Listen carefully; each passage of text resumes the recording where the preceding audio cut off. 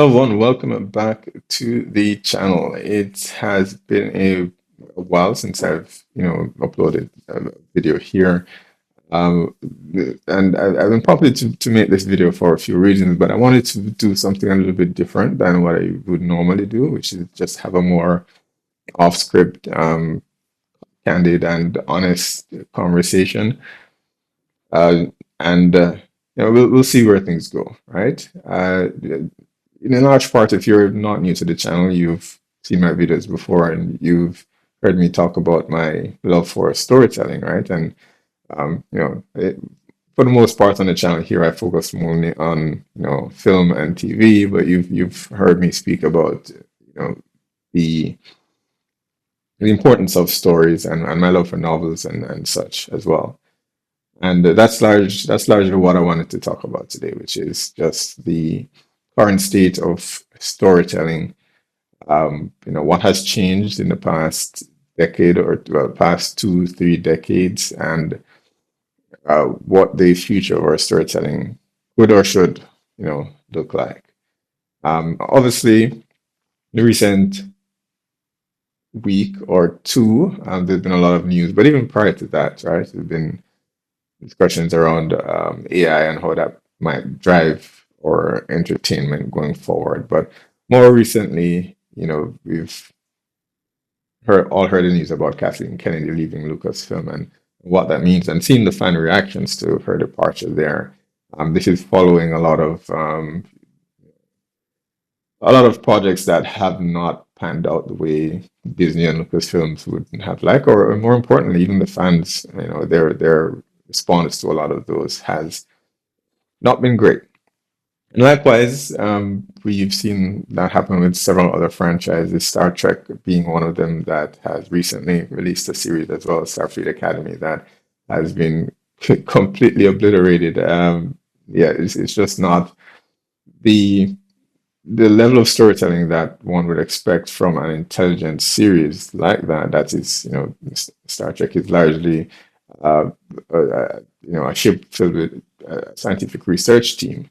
As you expect to have provocative thoughts and intelligent conversations there, and a lot of it appears to have been removed. And yeah, it's just not Star Trek anymore.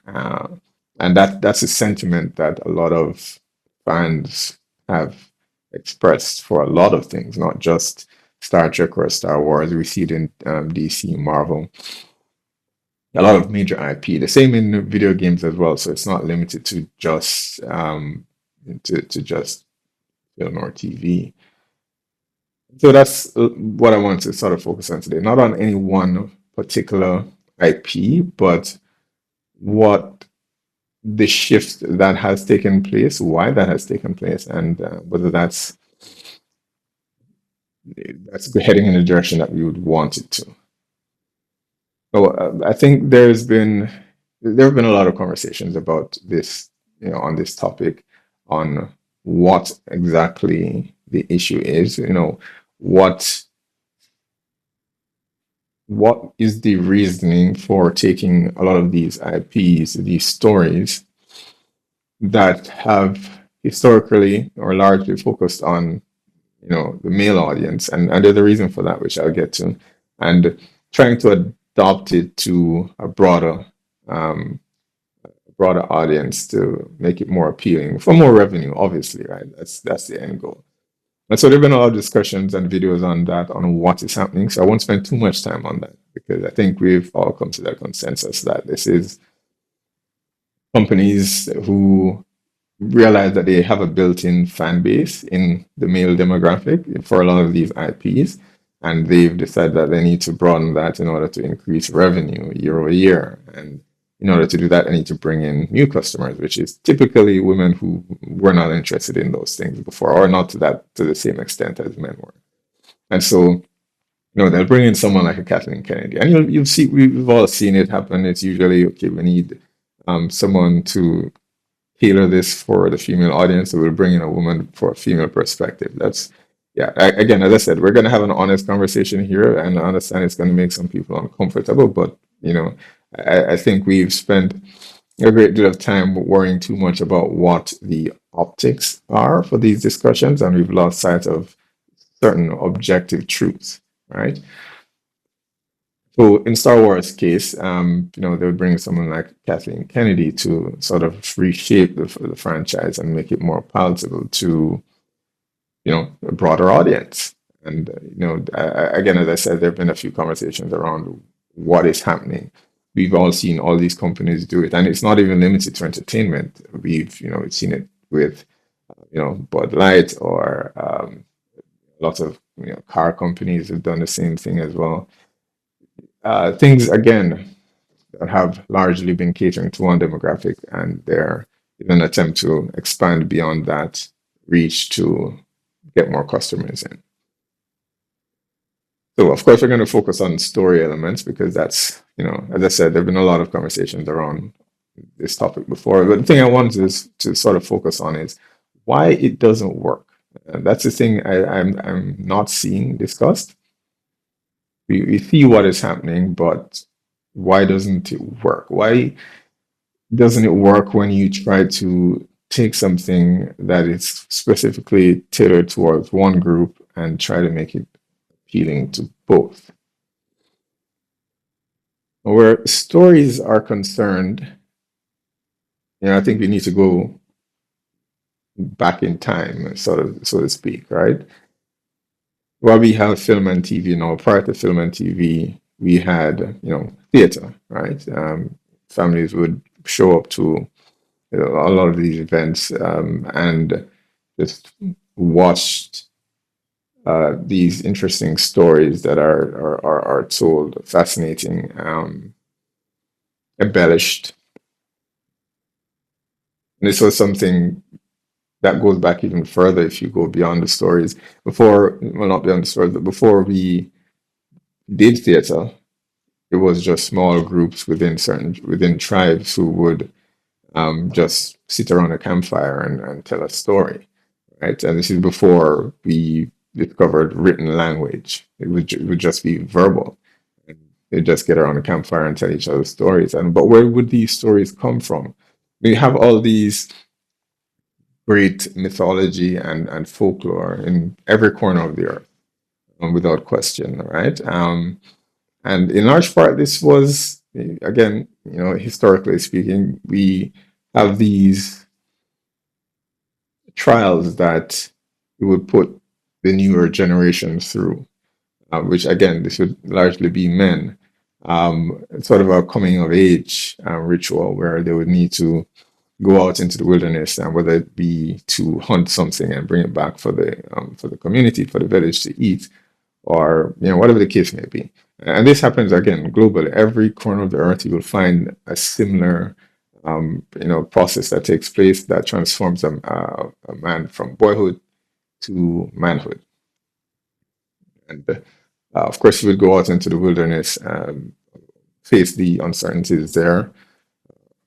He would then come back a man, and of course, he would regale his friends with all these fantastical stories that he would obviously exaggerate.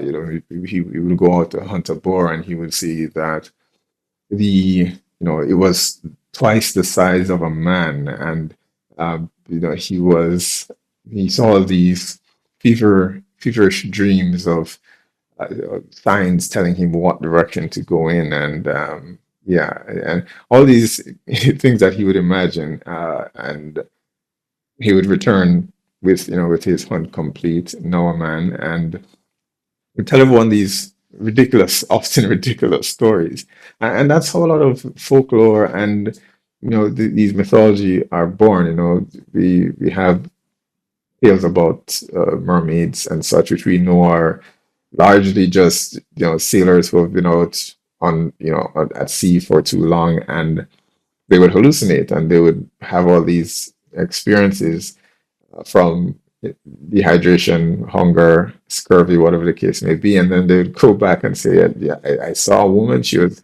half fish, half woman. I swear that," and that's how a lot of these stories were born. And I make that distinction because I think it points to certain realities that, again, objective truths that we've been trying to avoid, which is a lot of these stories largely were told from a male perspective, and we have stories like King Arthur and so on, which generally starts with the protagonist going on some journey to protect his community or to provide for his community. And of course, again, as I said, this is largely a male ritual. Women would have other rituals, but the two were separate, and for for a reason. If we again, there's been a lot of conversations about this, but I'll just touch on it briefly. We have to examine these biological differences because it does have other implications. And obviously, there would be a difference in the rituals that boys and girls would go through because, you know, men operate or are built for the external, the physical. Larger lung capacity allows them to run for longer distances. Their bodies regulate temperatures a lot better than women do. If you've been around an office space or even at home, and you'll notice that it's usually women who complain about the temperature inside and needing to adjust it. And there's a reason for that. And again, this is stuff that is documented, right? It's our bodies regulate temperature differently. That's why men mostly work in jobs outside and women not, right? So lung capacity, body regulation, men have denser bones than women do, which means that they're less prone to injuries. And as I said, I bring up these differences because they are important. When you exist in the world in that way, where you're more likely to take risk, and again, women are more risk averse than men are, something that is again has been studied and documented, and they're more risk averse for a reason because I like to akin this to a child who touches a hot stove for the first time. They'll touch the stove and they'll be harmed by it. And so their thinking going forward would be to not touch the stove because of what they felt in that first moment. And it's a similar situation there where obviously men are built to push those limits because their bodies are more capable to handle it and respond to it, whereas women are not. So women are risk averse for that reason. And I'm highlighting it because, as I've said, the differences may be biological, but they extend beyond that. It does impact how one would think and the decisions that we would actually make. If we tend to avoid harm in large part. There's no female jackass, right? It's a very reckless, dumb, violent thing to engage in. Men doing all these stunts that results in broken bones and blood and so on. There's no female jackass, and there never will be, because the male body is built, as I said, to push the limits, and we experience that in from largely, of course, it's biological, but we're also taught those how to recognize those limits as children. We call it rough play, right? Where whether it be dad and son playing, and the dad would throw him up in the air and toss him around, and or brothers even who would hit each other, get violent. Sometimes it would get bloody. We could even break something, or we would start bleeding. And I've had to make a trip or two to the hospital because of that, right? Because of that rough play. And that was our way of teaching each other what our limits are, and we could go there. Those differences, again, they have impact that go beyond just the physical, because when you then go out into the world, you do have an idea as to how to assess risk, what you should do and shouldn't do. And just to, again, to tie this back into the story element, this provides a unique perspective for men to tell a lot of these stories because to exist in the world, to experience these are the experiences that shape you. And one of the good examples I like to use is Tolkien, who had to experience World War I. Yeah, in order for him to tell the story of Lord of the Rings, you don't get one without the other. There is no Lord of the Rings without him first having to experience that horrendous war. And obviously, again, for clear reasons, uh, men are more likely to be in that position to go to war than women are because women are not fit to fight in combat comparatively to men. And so that experience that he had to go through shaped the way he saw the world and allowed him to tell that story. Now, one could argue that, okay, perhaps it was sexism or misogyny, and women could have gone to war and had that experience, and having lived through it, be equipped to tell that story. But there are many things wrong with that assessment. I think we can all come to that agreement. First off, again, women are not equipped for combat, so the odds of the women surviving that encounter, that war, be significantly lower, and so she might not make it back. Secondly, were she to actually return, the world would treat her very differently, wouldn't it? And so, even if the experience was similar, the response would not be. When a man goes through the world, it doesn't give him any favor. When he returns from war, he's expected to get through it and get back to work. The world doesn't recognize a man unless he produces, unless he creates something. And unfortunately, well, fortunately or unfortunately, women go through the world quite differently. If a woman would come back from the war, there would be. We can look at all these things that exist in society. These shelters for women. There are very few, if any, at all, for men. So the world would treat her somewhat differently than it would a man. And again, I put it that way because there is an expectation on men because they are the builders, they are the creators who keep society functioning.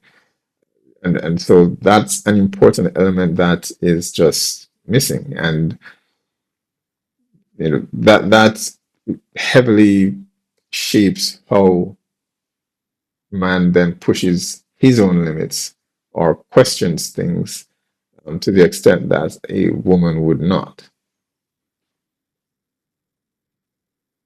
Someone could point to,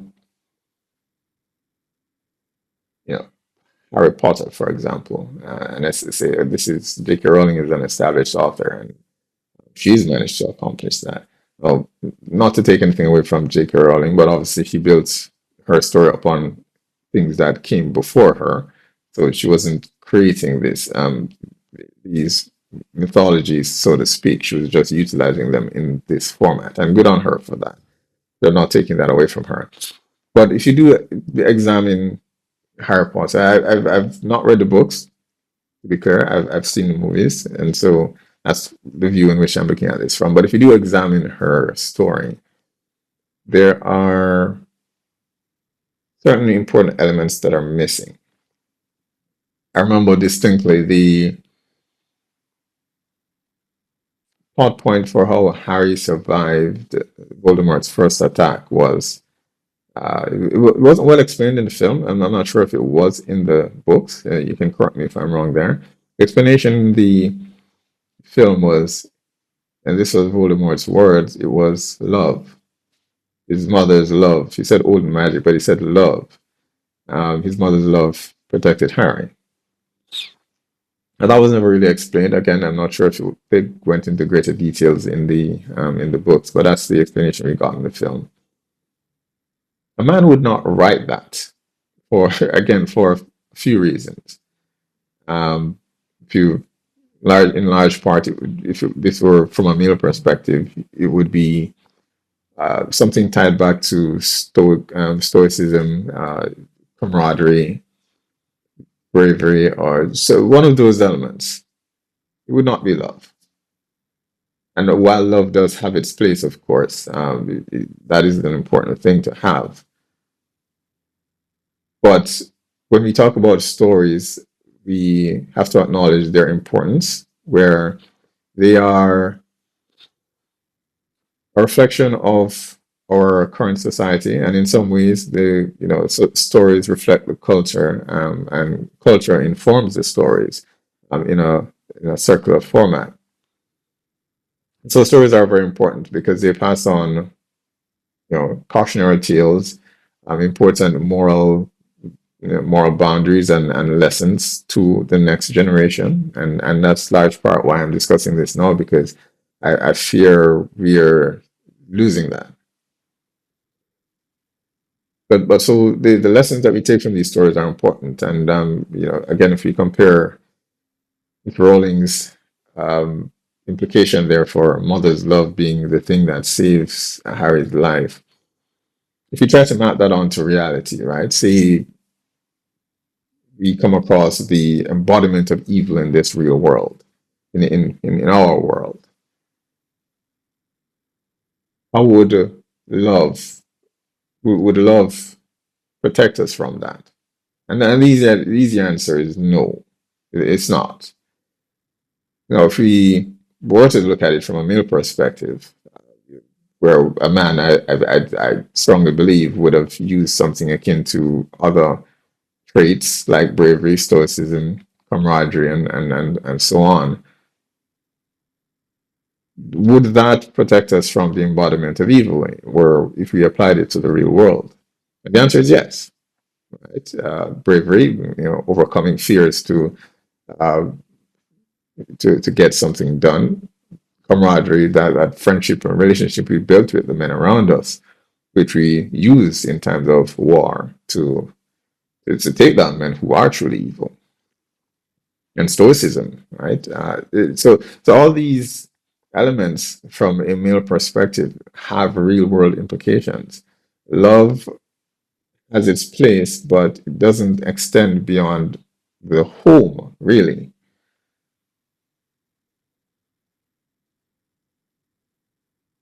And you'll notice this trend in a lot of stories that are told from the female perspective. One of the series that I've reacted to on the channel here is Netflix's Dark, a German series, right? Which it's a series that I'm quite fond of.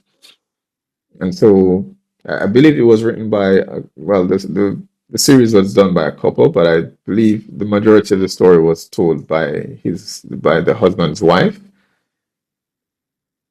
And again, I do enjoy the series, but there are certain elements that are missing from it, right? And you'll notice it has a similar trend to even Miss Rowling, and you'll see that trend repeated in a lot of stories told from a female perspective, where it's a lot largely focused on love and so on. Which again, as I've said, let me just reiterate that there's nothing wrong with love, but when we're talking about stories and the important implications of that in the real world, we just have to separate that. And so in Dark, the the boy who we follow in this story, he's a broken man almost all the way throughout, and we see him at different phases throughout his life, and at every single one of them, he's just a broken man. And when we understand that it's part of the story, right? The things that he has experienced has caused him to be that way. When we look at his father, who he's tormented, tormented by the death of his father. And when we do get to see his father's life, his father is also a broken man. And this is a trend that goes throughout the entire story because all the men are in that way broken. And Jonas, who's the protagonist, his entire motivation is love. It's the woman, Martha, that he's obsessed with and can't let go, that drives him forward. And again, we've seen this element in a lot of other set stories through the female lens, where the men don't particularly have any motivations of their own. And again, that has wider implications in the way the story is told because it's missing the important elements that it needs to provide to the next generation. Of course, at the end of that story, the world is really saved by blanking on her name at the moment, but it's saved by by this older woman who we follow throughout the story. And then we discover that, the entire incident that happened, I won't spoil it for those who have not watched the series, but the entire incident that happened that we're trying to, you know, untie this complex knot that has been created in the town. It was created by a man called Tannhaus, who's sort of incompetent in the way that he didn't know that he even did it. It was just something he tried to do one thing and then the outcome was something else, and he was just he didn't know that he did this thing. And okay, so all these elements that we should typically associate with men in these stories was completely stripped out from Dark, and the focus is really on love. And so I won't spend too much time going through the entire story of that, but you see the similarities there with Harry Potter. And again, if you go through other stories that are written by women for women or largely the larger audience, you'll see the same theme play out. It's love, and nothing wrong with love, but there are other important elements that are a necessity for for society, for the next generation. And those can only be truly told from a male perspective because men live in the physical. And to go on in this world and build on legacy that was there before, you do need to exist in the physical.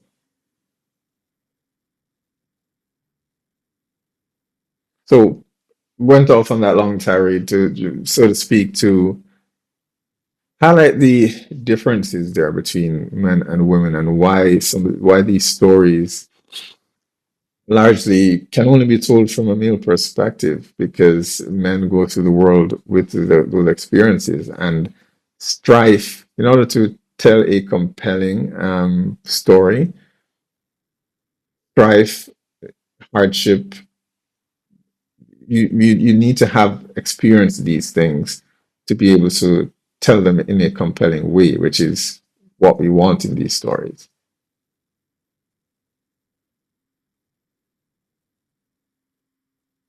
That is what has been missing. If you look at what has happened with Star Wars, uh, Star Trek, it's the same thing. These qualities that are the male domain, stoicism, bravery, adventure, recklessness, these are the male domain. And that's what we've been missing.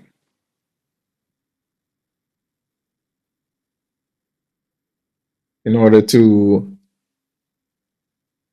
accurately express how power corrupts, you must be born with power. Most, again, men, physically speaking at least, are born with power, and we have to learn to regulate that from an early age so we don't harm others around us.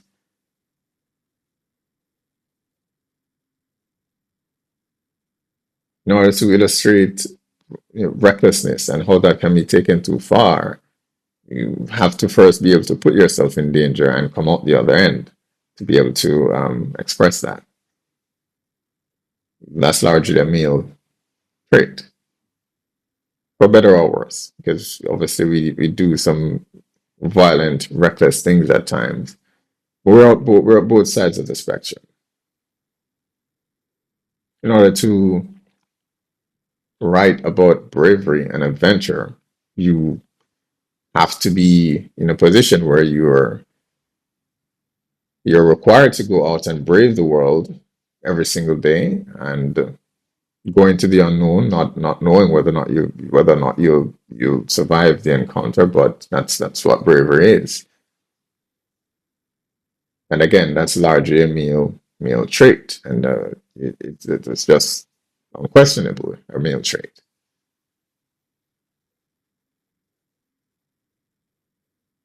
And so that is what I believe is the root cause of why the stories don't work when we attempt to make them more accessible to a larger audience. Most likely, in most cases, it's to attract a female audience, because women are just not equipped. They don't exist in the world in the same way, and so they struggle to tell those. And again, maybe there are one-off scenarios where a woman may be able to tell this. I personally don't believe that is possible, at least not to the extent that a male could tell those stories. And I find it interesting because I think not just the stories that are written by men for men, but the most notable female characters that we can probably think of have all been written by men as well. And that sort of brings us to another important thought, which isn't a part. I won't get into that too much because probably a separate discussion. But you'll find that male depiction, when men write other male characters on, whether it be in stories or on screen, it's so that other men would see that character as something to elevate themselves to, right? It's something to aspire to be. But also, when male writers create these female characters, it's typically something for the women to acknowledge that this is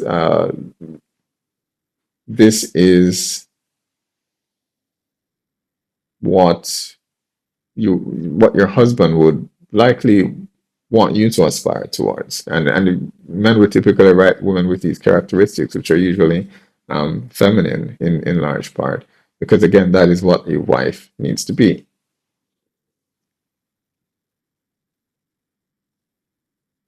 So I think the male perspective is important for several reasons.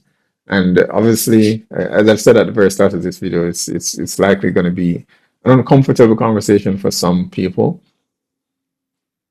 And words like sexist and misogynistic might get thrown around, but it is what it is. As I've said, at certain point we have to have this discussion, because uh, if stories are a reflection of how we are doing as a society, look at the stories. Well, what are they telling you? What are they telling you?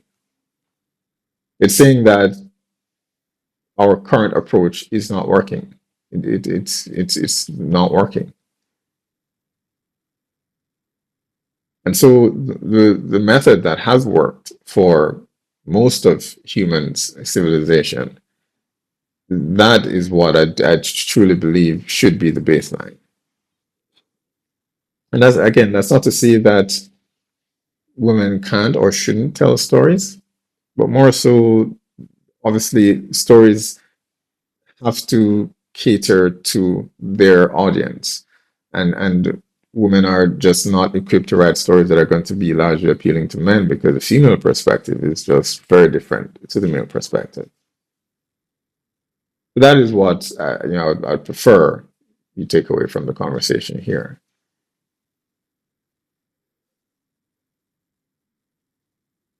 What's the prescription? How do we solve this? How do we solve this, right? I think it's as simple as letting men tell the stories that they're largely equipped to tell. That is what we've spent the last decade or two trying to prevent from happening. And again, we know why it's just profits. That's the driving factor there. But it's been an effort to try to convince the population at large that the stories told from the male perspective are wrong. And that's where we went wrong.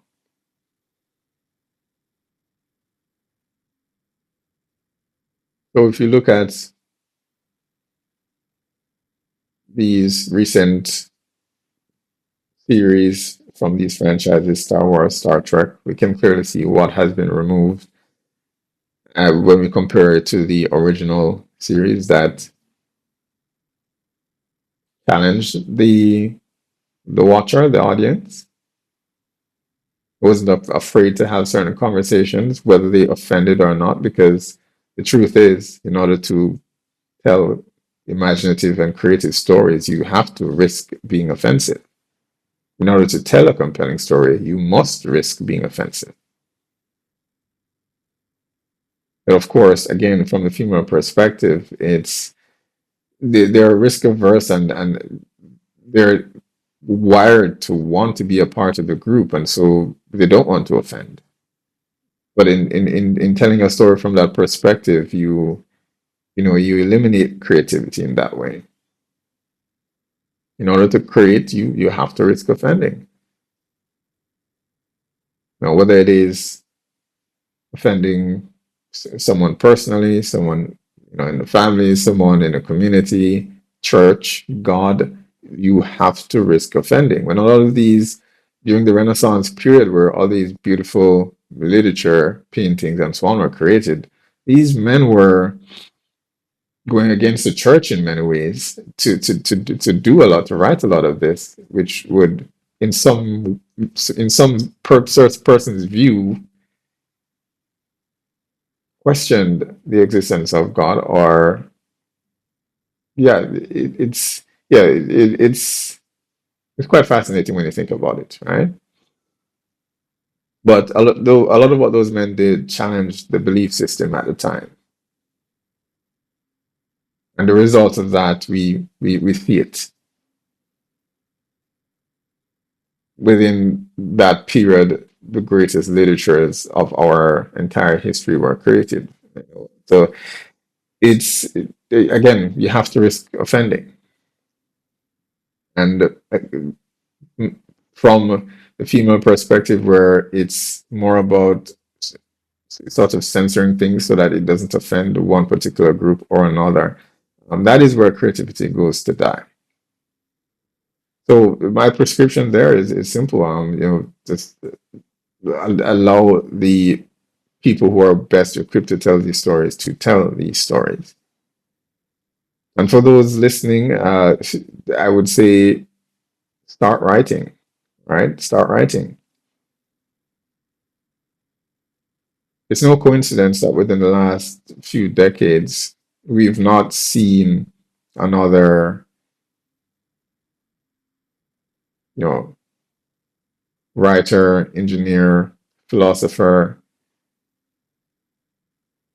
We've sort of lost, or we've not gotten, we don't have a modern,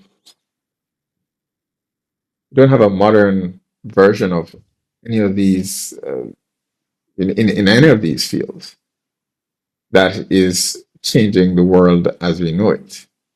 That's creating the next revolution, or you know, pushing humanity to the next frontier. We just not had that. If you think about it, the last 10 years or 20 years or so, it feels as though we haven't progressed very far. We can talk about AI, but again, currently AI, all it is just a glorified copy machine. And the usefulness of it is still a question that needs to be answered. Obviously, the application, I think, in certain specialized fields would be important, but in large part, what it's being used for, just to prop up products so they can increase the price tag, or for adult material or memes. That's what it's largely being used for at the moment. So we've not achieved much there. And a large part of that is this generation, or the last for that matter, has not been able to produce the level of change that the generations before them have. And obviously there are several factors that go into that, right? The economy and so on. But I do believe that losing our ability to tell stories to inspire the next generation is a huge factor in that. Because that is what, those that came before us, they would look at and be inspired by these stories of or legacies left behind for them, and use that as a roadmap to move forward in the next generation. But we've sort of lost that, or not lost it, we've suppressed it.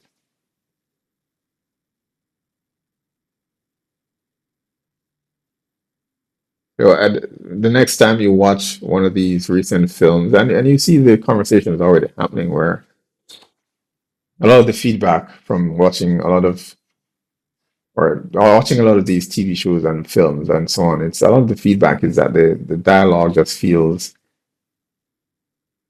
impossibly simplistic or modern, and it's lacking substance, and so it just feels bad, and because of that, people then don't turn up.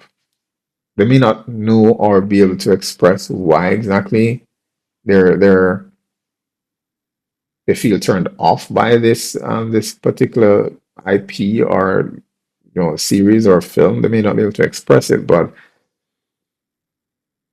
that is why. When you've watched enough of these and it doesn't evoke anything from you, it's just there's nothing there. There's nothing there to challenge you.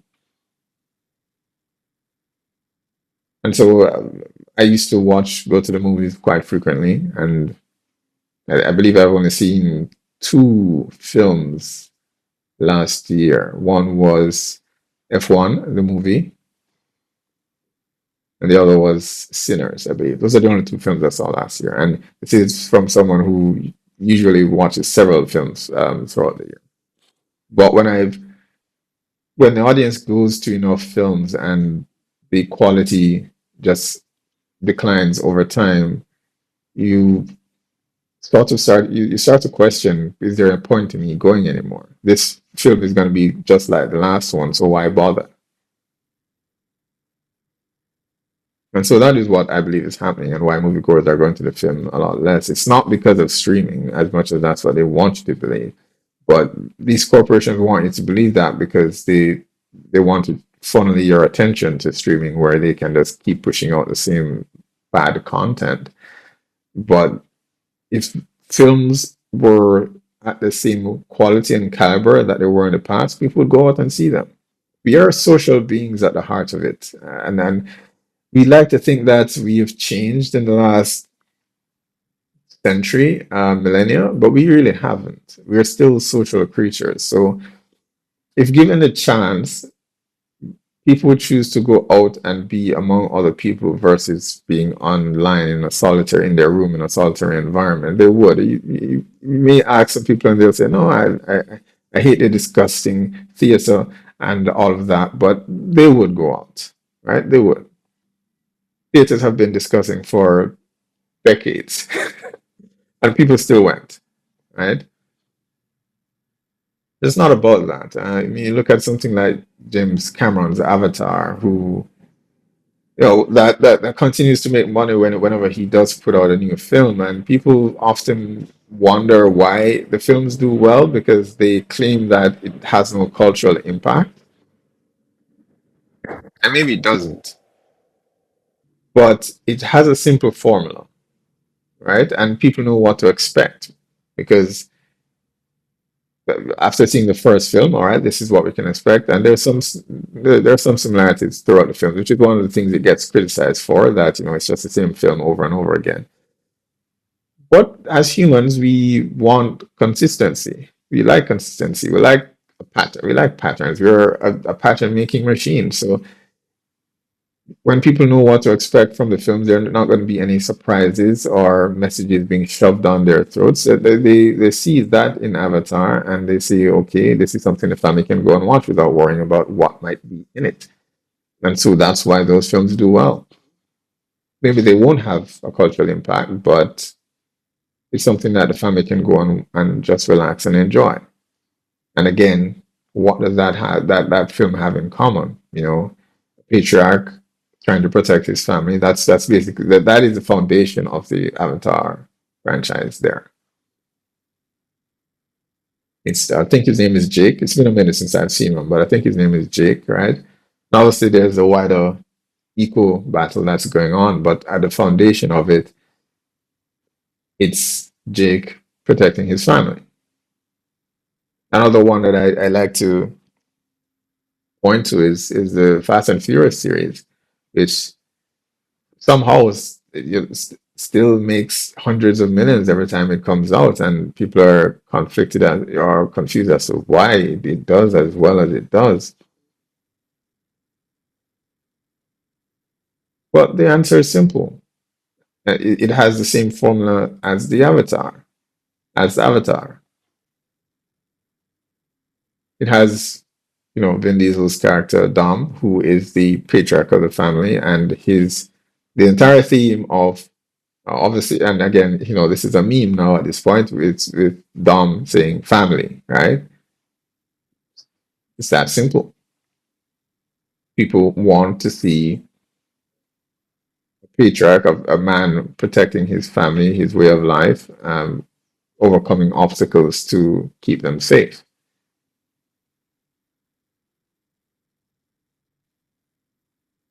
There are other themes throughout the film as well, where faith plays a huge part of it. I'm not a religious person, but the values that Dom exposes in the films, I can get on board with that. Right? Family, loyalty, love. So those things are important, and it's one of the reasons why people keep going back to the Fast and the Furious. So regardless of how ridiculous it has gotten from the first film to where we're at now, it has gotten cartoonishly ridiculous. But at the core, at the heart of it, it's family, and a patriarch leading his family, doing whatever it takes to keep them safe. That's the heart of it, right? The same themes that runs through Avatar and why people keep showing up to watch those films.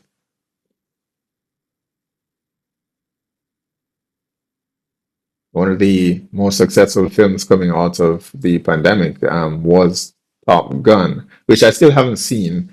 I don't know. I ended up watching F1 before Top Gun, even though I believe it's the same director. But after seeing F1, which I like quite a bit, I'm probably going to watch Top Gun Maverick. I'm pretty sure I've seen the first Top Gun, but not the recent one. But it's the same thing with Top Gun and why Top Gun was as successful as it was. These things, these same themes that we've discussed, stoicism, bravery, these are a uniquely male perspective and one that we do need in the stories and one that only men are truly equipped to tell because they understand it intimately. Those films tend to do well, and the others, unfortunately, not so much. So again, as I said, what I'd encourage you guys to do is just start writing new stories. Try to look at what has worked in the past, and just pick up a pen, pencil, a notepad, and start writing something. Because we are we're sorely missing those stories, and I feel Hollywood is searching for them as well.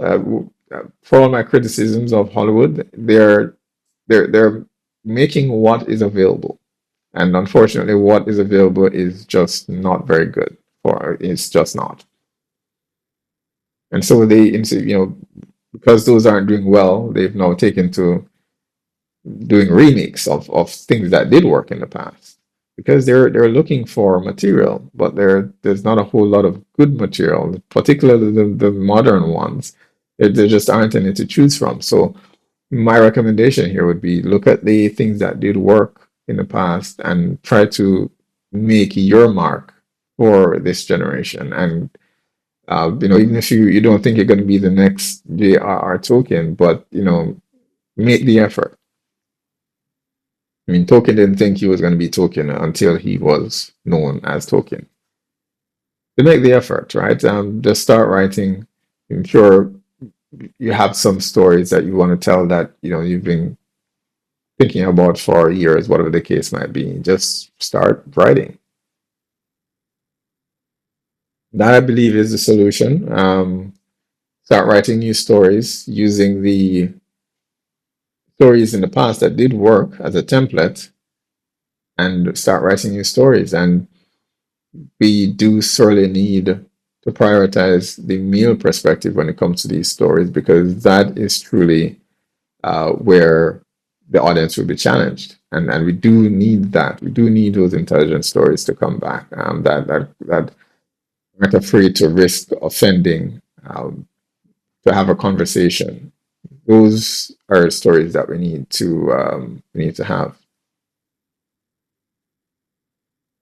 All right, that is it.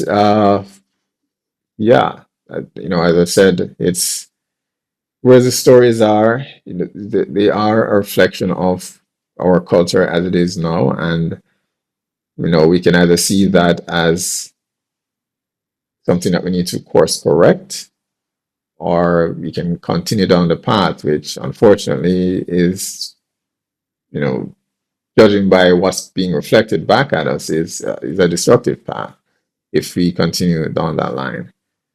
I think stories are one of the most important things throughout human history, right? It's the only thing that will remain once we are gone. And it is something that we do need to safeguard, if not for our generation, but the next. But these things are integral to who we are as a species. It is. And we need to get back to what actually worked. All right. So thank you everyone for tuning in. Again, I was just prompted to make this after all the news around, all these IP and these changes that are happening within the industry. I'm not sure if this is going to be a continuous thing or not, but as I said, I just think that we need to start having some uncomfortable conversations because no one seems to want to have them. But we can either watch things continually be destroyed, or we can start, we can say something. As I said at the start of this, we have to be willing to risk offense in order to move forward as a society. We have to be willing to risk offending. That's just an unavoidable truth, right? All right. So thank you, everyone, and I'll see you next time.